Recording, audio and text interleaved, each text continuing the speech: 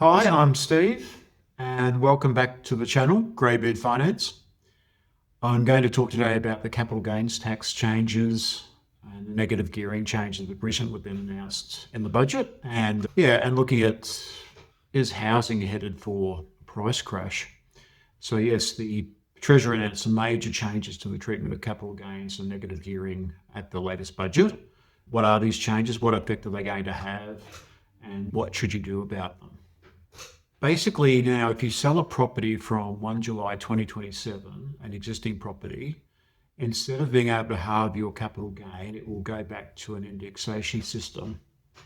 You will pay tax on any money that you make above the inflation index, and you'll pay a minimum tax of 30% on that gain.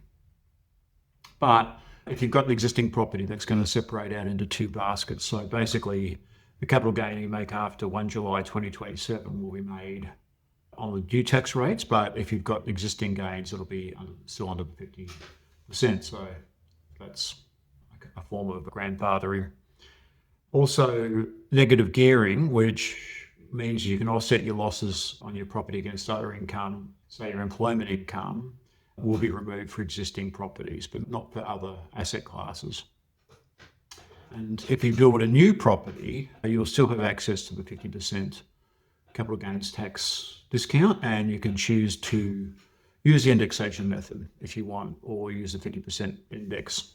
And also you'll still be able to negatively gear, in fact, able to negatively gear for any asset apart from existing residential property. So what is the expected income impact of this happening? First of all, clearance rates on auctions have fallen to their lowest levels since the pandemic in 2020.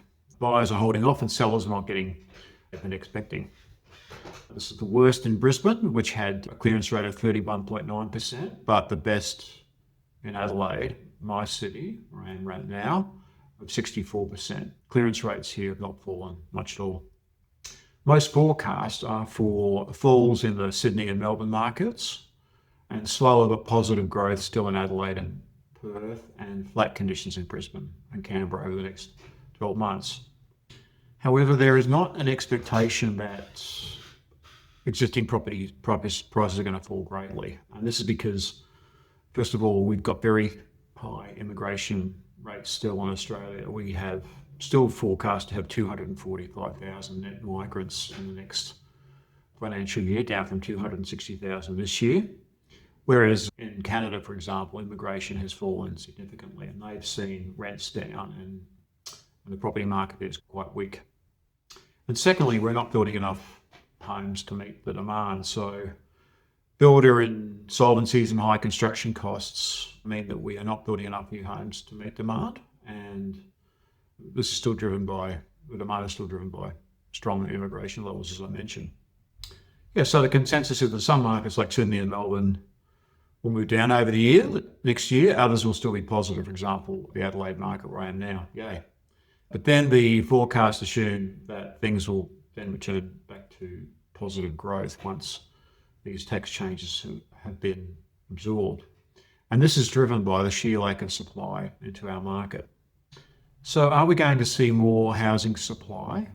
Governments are approving more homes, but increased interest rates, skilled labour shortages, many builders going out of business means that approvals are not translating into actual supply into the housing market. So there's plenty of approvals, but not actual building going on the ground. I also think it's important to talk about zoning when we're talking about Australian residential property. There is a consensus that our zoning laws are limiting supplies unnecessarily. We and other Commonwealth countries have been affected by zoning regulations, which first really came about in the UK in the 1940s, 1949, when they started zoning. And these laws have had the effect of limiting where and how you can build a house. So, for example, if you live in Tokyo in Japan, they don't really have the same restrictions. You can have all kinds of mixed-use developments. The only thing you can't do is build a house in a heavy industry area. And why would you want to do that? So Japan has not experienced the massive prices that we pay for housing in Australia and many other Commonwealth countries. But there's also had not much immigration, and this has led to a demographic crisis in Japan. There are not enough people there to do the work. Recently, a UN report stated that height restrictions are an extension of your own property rights over others.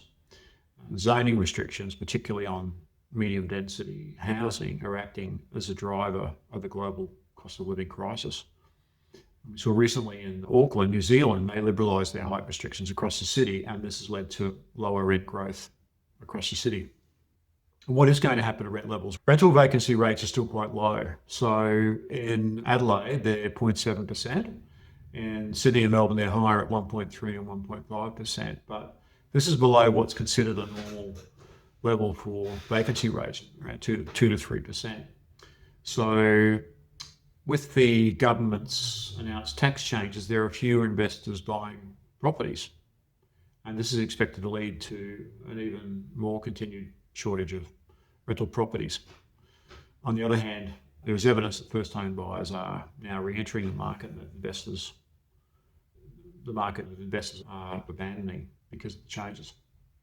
One question, though, I think is, are these announcements good policy? The government has framed these changes as an intergenerational equity issue and linked them to the massive increases in housing prices. So it does seem that the massive increases in housing prices did start about the time, or just after the time that Peter Costello, the then Liberal Treasurer, switched to a 50% capital gains tax in 1999. Before that, they had an indexation system. In 1999, buyers paid 3 to 4 times the average household income for a home. And now they're paying 8 to 10 times the average household income. So that is more than a doubling of what you need to pay for a home. And many people think that this change in the capital gains tax, combined with negative gearing, did act as an accelerant on the market. But the government is actually applying these changes to capital gains tax to all asset classes, not just to housing. So this means that there is now this incentive to invest in other asset classes like businesses. I think this puts us at a relative disadvantage to markets like Singapore and New Zealand, and may lead to less people setting up new businesses in Australia.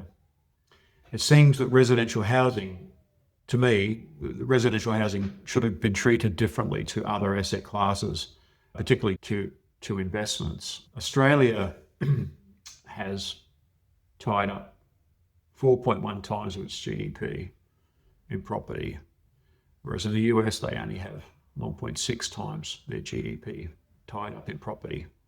So it does seem that Australians are channeling too much wealth into property, whereas Americans are putting more into corporations, technology, and the stock market. In Australia, 53% of personal wealth is tied up in real estate, whereas in the US, only 30% of personal wealth is tied up in real estate. The US simply does not allow negative gearing on property investments in the way that we do here. It could be argued, I think, that we need to be encouraging investments in productive assets like businesses and new technology, and discouraging excessive investment into real estate. It does seem to me that the Australian economy is excessively focused on real estate. And to that extent, it's disappointing that the capital gains tax changes will also apply to other investments outside of residential real estate. To be fair, the government has announced a carve-out for early stage and startup ventures to these capital gains tax rules. This is to ensure that the tech sector is not heavily penalised.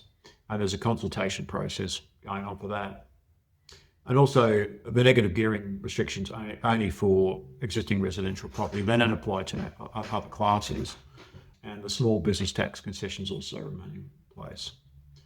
But it's disappointing that the government could not have retained the 50% CGT for business investment generally and focused this change only on existing residential property. I think that would have been better. And to me, it's not clear what the difference is between investing in a normal business and a startup business really is. From an economic point of view, I'm not sure the benefit.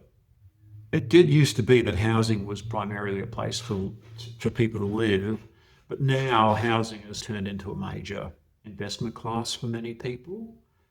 And yes, it could be argued that this is due to these tax changes from 1999, and restrictive zoning laws have not helped So, what does this mean for you and how should you react to these changes? You could consider investing in new builds rather than existing property. Bear in mind, try and buy something that's already built so you don't have the risk of a builder going broke on you. Consider maybe investing in personal assets that are not normally subject to capital gains tax. They may become even more attractive. For example, classic cars and some artwork might become appealing to people. New startup ventures that meet the government's definitions. Superannuation is now a more attractive investment vehicle than ever. Still a great place to have your money, tax-wise. Of course, your principal place of residence is still not subject to capital gains tax and is still not counted towards the assets test for social security purposes. So many people will double down on buying, getting and improving their existing homes and upgrading them. The other thing is, I think, is to consider hanging on to your existing property investments as the existing capital gains tax is going to be grandfathered. And you'll only have indexation on the amount of increase after 1 July 2027. Certainly, you want to think very carefully before selling an existing investment property to buy another existing investment property, because you would then lose that capital gains tax benefit. So that's really it. What do you think about these changes yourself? Please let me know in the comments. Peace and love.